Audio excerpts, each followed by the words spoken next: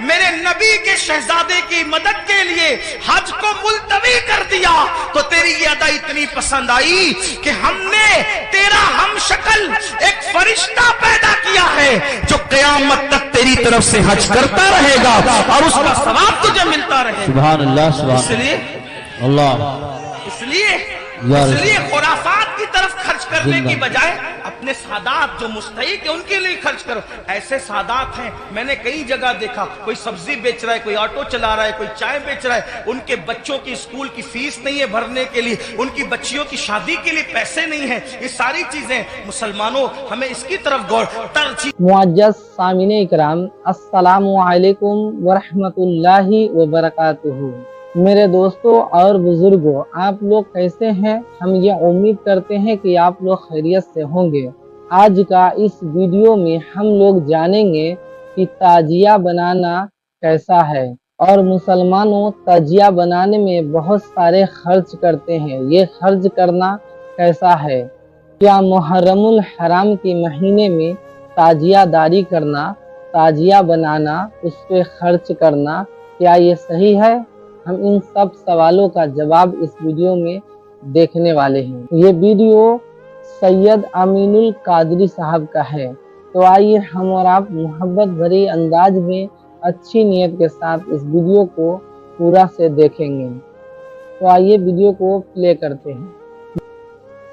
ایک بات آپ کو کہوں، اس کو بھی دھیان سے جی کہ جو ہم خرافات پر اور بدعات پر پیسہ خرچہ کرتے ہیں، جی اس پیسے کو اٹھا کے آپ وہ سادات کرام جو مالدار نہیں ہیں ان پہ خرچہ کریں، جی وہ علماء کرام جو مالدار نہیں ان پہ خرچہ کریں۔ اس سے کیا ہوگا؟ خرافات اور بدعات کے بارے میں توجہ کرنا۔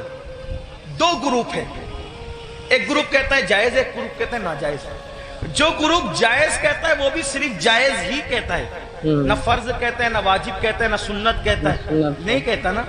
جو جائز ثابت بھی کر لے خرافات کو تو صرف جائز ہی کہہ سکے گا، فرض نہیں کہہ سکے گا، واجب نہیں کہہ سکے گا۔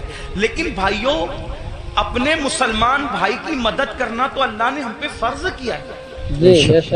بلکہ یہاں تک فرمایا کہ جب تک تم اپنے مسلمان بھائی کی مدد کرتے رہو گے اللہ تمہاری مدد کرے گا۔ سبحان اور آپ کو بتاؤں، خاص طور پہ سادات کی خدمت، وہ جو مالدار نہیں ہیں، مستحق ہیں، یہ نہیں کہتا غریب ہیں، میرے اندر اتنی ہمت نہیں کہ میں کسی سید کو غریب کہوں، لیکن سادات جو مالدار نہیں ہیں، مالدار اگر آپ ان کی خدمت کریں تو ہوگا کیا؟ دو تین باتیں سن لے، بات ختم کرتے۔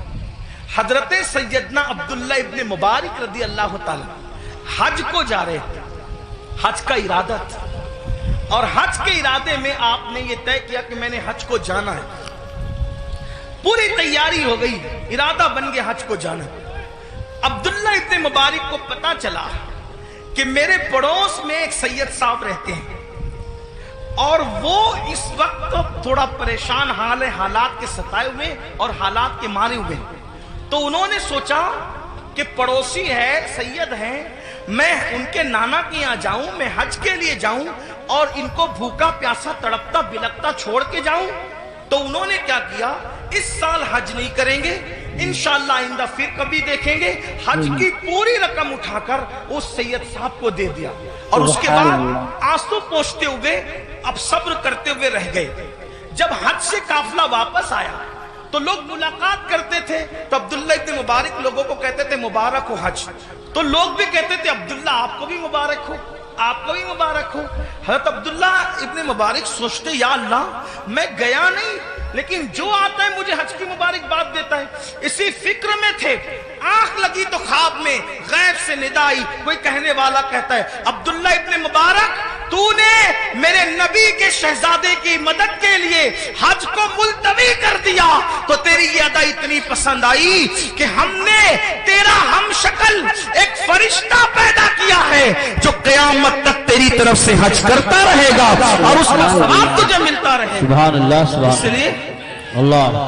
اس لیے خرافات کی طرف خرچ करने की बजाय अपने सादात जो मुस्तहिक है उनके लिए खर्च करो। ऐसे सादात हैं, मैंने कई जगह देखा, कोई सब्जी बेच रहा है, कोई ऑटो चला रहा है, कोई चाय बेच रहा है, उनके बच्चों की स्कूल की फीस नहीं है भरने के लिए, उनकी बच्चियों की शादी के लिए पैसे नहीं है। ये सारी चीजें मुसलमानों, हमें इसकी तरफ गौर, तरजीहात की तरफ गौर कीजिए, जहां खर्च करने का ज्यादा फायदा है उसकी तरफ। बल्कि इमाम अहले सुन्नत एक हदीस लिखते हैं, आइए उस हदीस को भी सुने। कहते हैं कि मेरे आका अलैहिस्सलाम ने फरमाया कि जिसने बनु हाशिम पर एहसान किया, उनकी खिदमत की, उनकी मदद की, आका फरमाते मुझ पर वाजिब और लाजिम है कि जिसने भी मेरी आल की खिदमत की, मदद की, नुसरत की, हिमायत की, मोहब्बत की, आका फरमाते मुझ पे वाजिब है, लाजिम है कि उसका सिला मैं उसको कयामत में दूंगा जब वो मुझसे मिलेगा।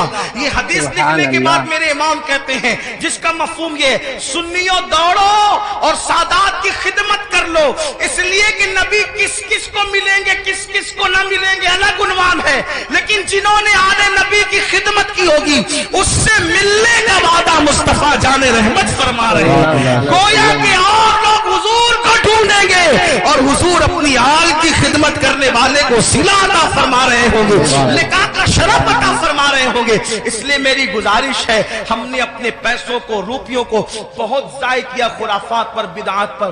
क्या खुराफात है, क्या बिदात है? अपने इलाके के मुस्तनद मोतबर उलमा और मुफ्तियान किराम के पास बैठो और बैठ करके सीखो कि किन खुराफात से और बिदात से बचना है और कौन सी चीजें अहले सुन्नत व जमात से है। जैसे कि लोग तो शरबत पिलाने को भी बिदत कह देते हैं। आपसे कहता हूं कि भाई शरबत पिलाना कौन सी बिदत है?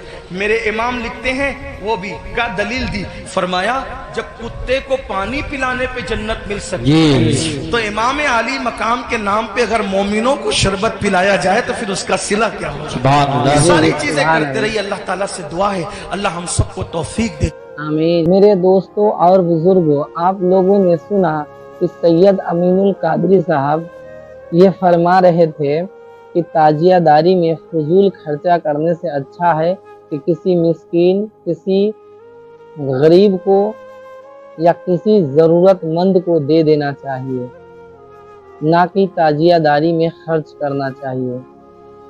वैसे भी ताजियादारी करना सही नहीं है। हमने सुना, हम ये उम्मीद करते हैं कि इन सब बातों पे हम लोग अमल ज़रूर करेंगे इंशाअल्लाह। अल्लाह ताला हम सब को कहने और सुनने से ज़्यादा अमल करने की तौफीक अता फरमाए। हम ये उम्मीद करते हैं कि ये वीडियो आपको बहुत ही पसंद आई होगी। अगर पसंद आई है तो चैनल को सब्सक्राइब करिए और वीडियो को लाइक भी करिए और कमेंट में बताइए कि ये वीडियो आपको कैसा लगा।